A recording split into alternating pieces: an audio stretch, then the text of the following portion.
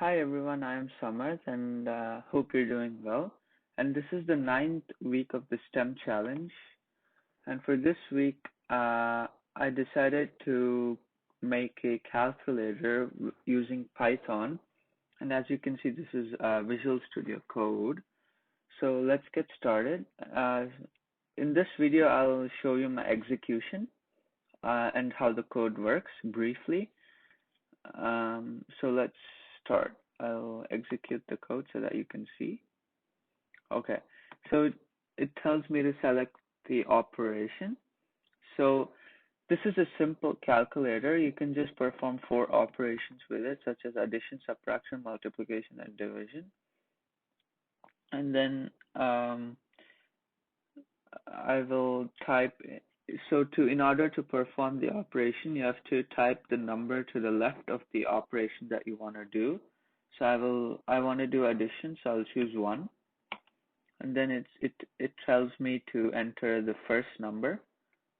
I will say 10, and then the second number will be 20, and then it outputs 30.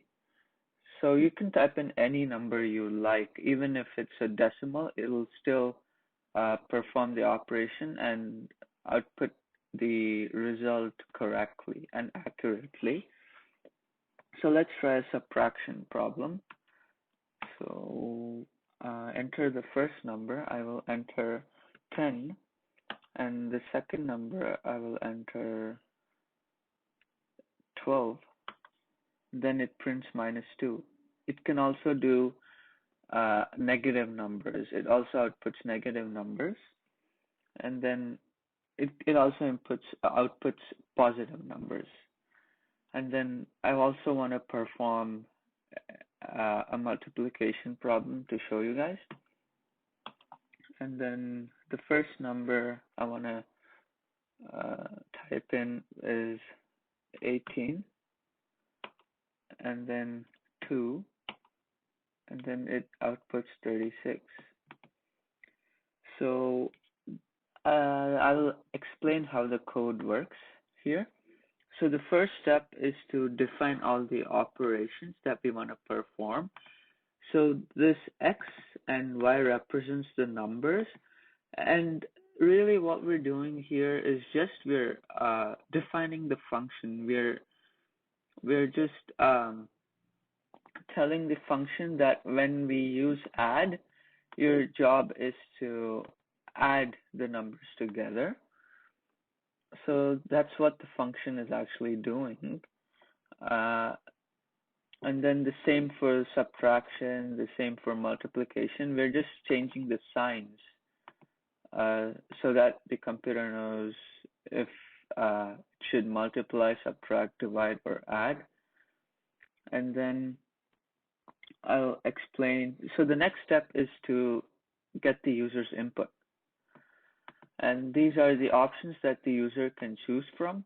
It's either addition, subtraction, multiplication, or division. And then here, this line here, when we output the code, when the code executes, it's going to print this block of code, and then it's going to ask for the user's input. It's going to say, enter choice 1, 2, 3, or 4. So those are the numbers here. So if you want to perform addition, you just type in 1, and then it will do certain things. So this is just taking the input from the user and storing it in the choice variable. So the next step is to decide what to do with the numbers. Oh, also here, this block of code, takes the user's input and then stores it in num1 of type float.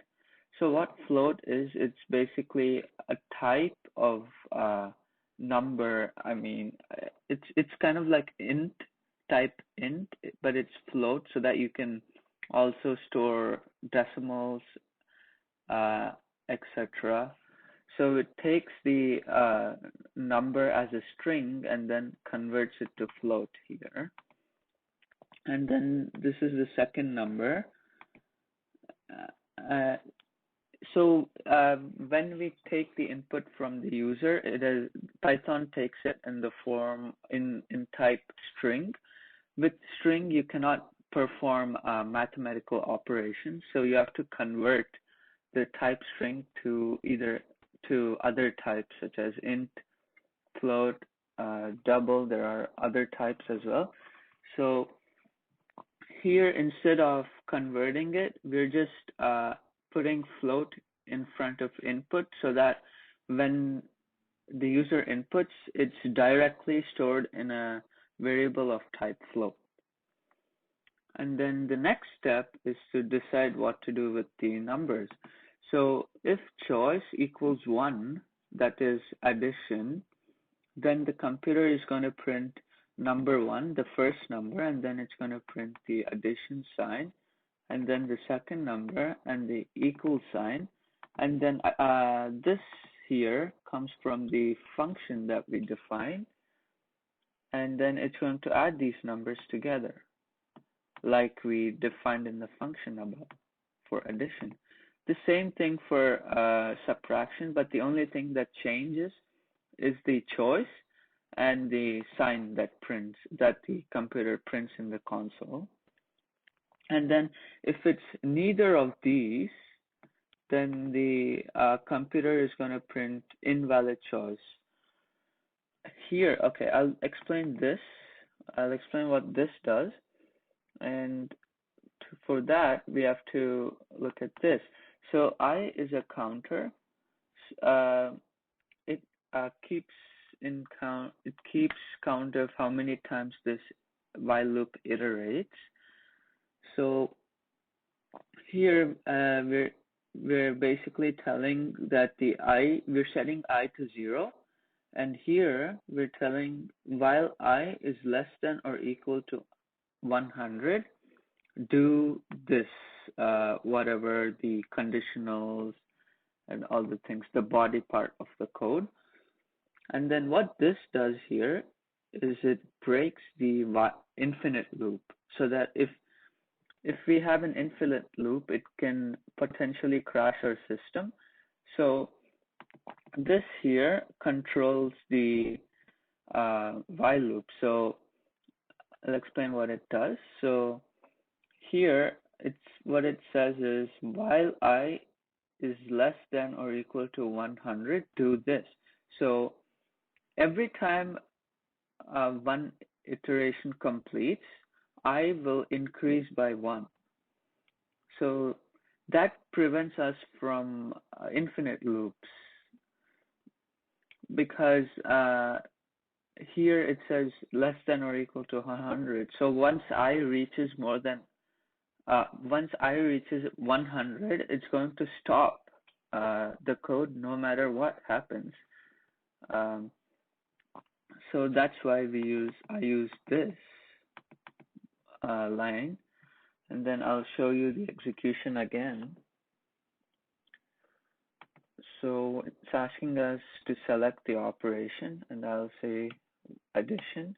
I'll add 2.5 and 3.5 together. It's going to give us 6. And then for the next part, I will subtract 2, and then I will say 3.5 minus 2.5, sorry,